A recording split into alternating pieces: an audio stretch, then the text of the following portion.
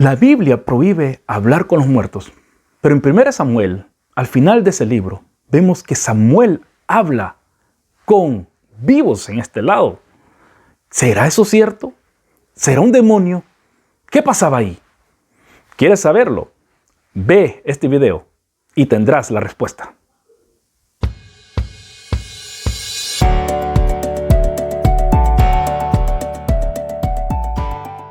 Muy buenos días, muy buenas tardes, muy buenas noches. Este es Luis Alberto Jovel de luisjovel.com y de este canal de YouTube trayéndole un estudio más para su edificación y conocimiento de la Biblia. Samuel y la adivina de Endor.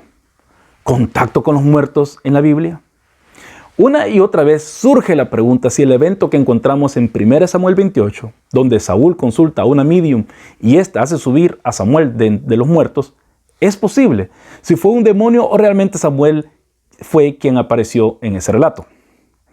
Antes de responder a esta pregunta, debemos de ver primero lo que la Biblia habla con respecto a si es lícito o no tener comunicación con aquellos que han partido al más allá. El tener contactos con los muertos es conocido como nigromancia. Esta práctica era una costumbre dentro de los pueblos de Canaán y el pueblo de Israel se le advirtió a no hacer tal cosa.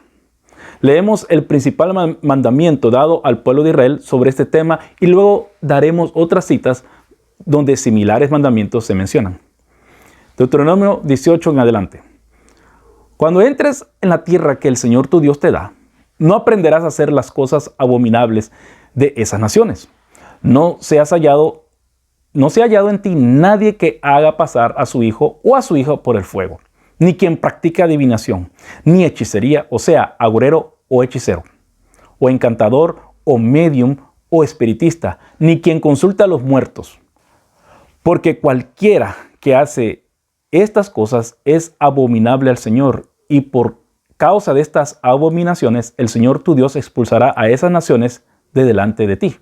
Serás intachable delante del Señor tu Dios, porque esas naciones que vas a desalojar escuchan a los que practican hechicería y a los adivinos, pero a ti el Señor tu Dios no te lo ha permitido. En este pasaje podemos ver un extenso trato del tema de la nigromancia y otros que tienen que ver con la hechicería y prácticas que al creyente no les son permitidas. Vemos similares leyes en Éxodo 22:18, Levíticos 19:26 y 31, 20 y 27. Luego, ya mucho después de la época de Isaías, el Señor sigue recriminando lo mismo. Y leemos en la Reina Valera, Isaías 8:19. Y si os dijeren, preguntad a los encantadores y a los adivinos que susurran hablando, responded, ¿no consultará el pueblo a su Dios?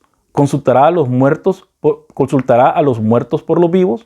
A la ley y al testimonio. Si no dijeren conforme a esto, es porque no les ha amanecido.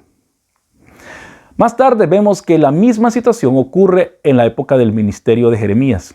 En Jeremías 27:9 y hasta en la época de Malaquías vemos que este problema persiste dentro del pueblo que regresa de la deportación, según Malaquías 3:5. Finalmente, en el libro de Apocalipsis, los practicantes de hechicería son mencionados entre aquellos que no entrarán a la ciudad celestial. Apocalipsis 22:14. Dice así: bienaventurados los que lavan sus vestiduras para tener derecho al árbol de la vida y para entrar por las puertas a la ciudad.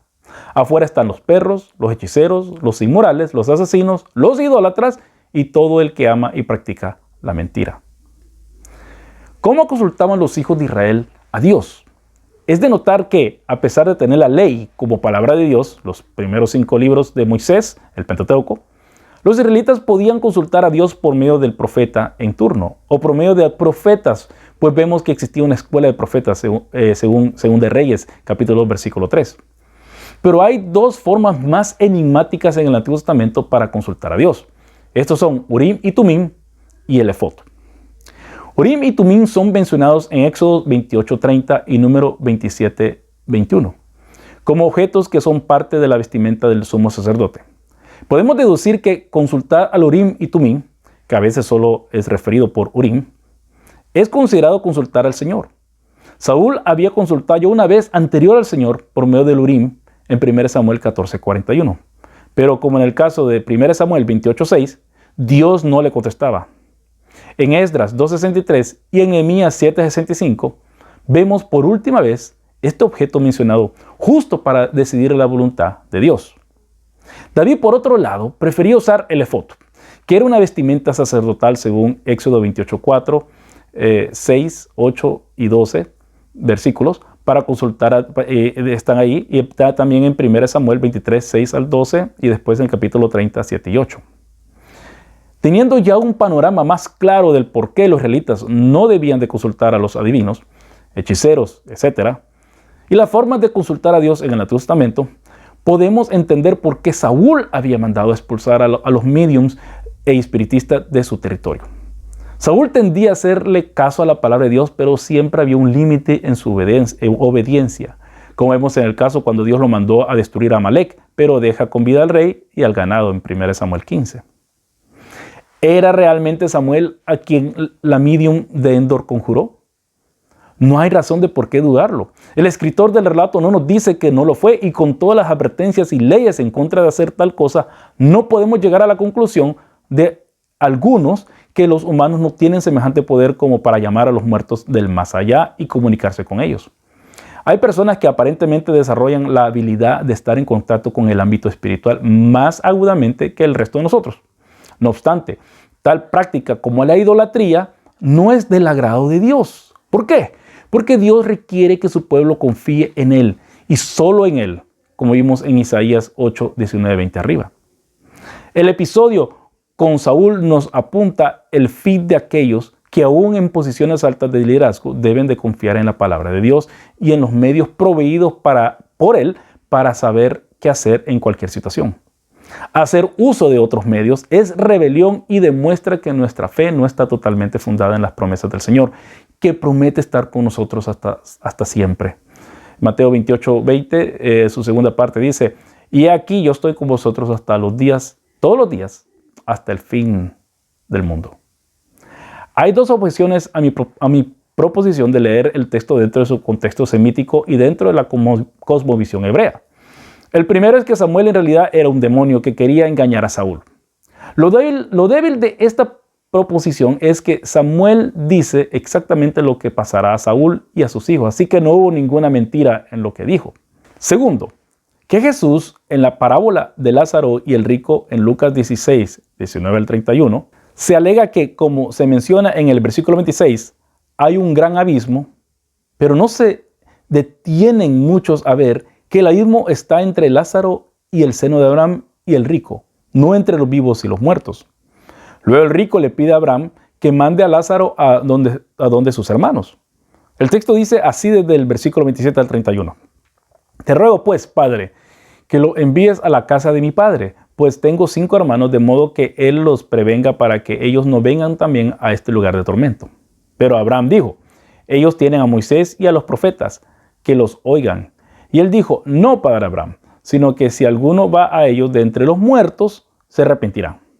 Mas Abraham le contestó: si no escuchan a Moisés y a los profetas, tampoco se persuadirán si alguno se levanta de entre los muertos. Notemos, para Abraham el rico está pidiendo una resurrección, no meramente una aparición como pasó en el caso de Samuel. Así que también esta objeción se debe descartar. En el Nuevo Testamento la hechicería es condenada como un fruto de la carne y por lo tanto no tiene nada que ver con el creyente, según Gálatas 5:20. La magia también es incompatible con el creyente, según Hechos 19:19. Pablo es confrontado por una muchacha con un espíritu de adivinación en Hechos 16, versículos 16 y 18.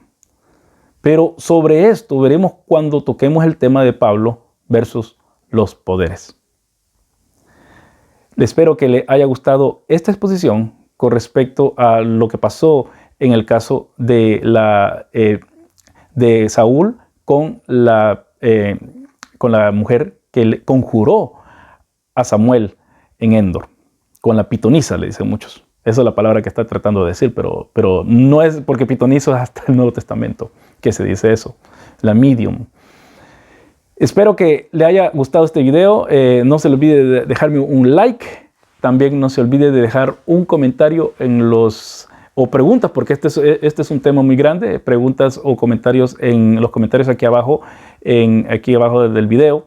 Le invito también a que se una a este canal, a que se haga miembro de este canal y que comparta también estos videos si usted los considera que son de edificación para usted.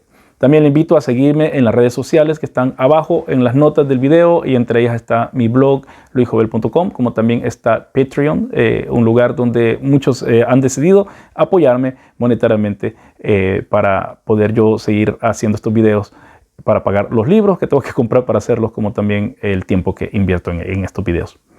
Que Dios les bendiga y hasta la próxima.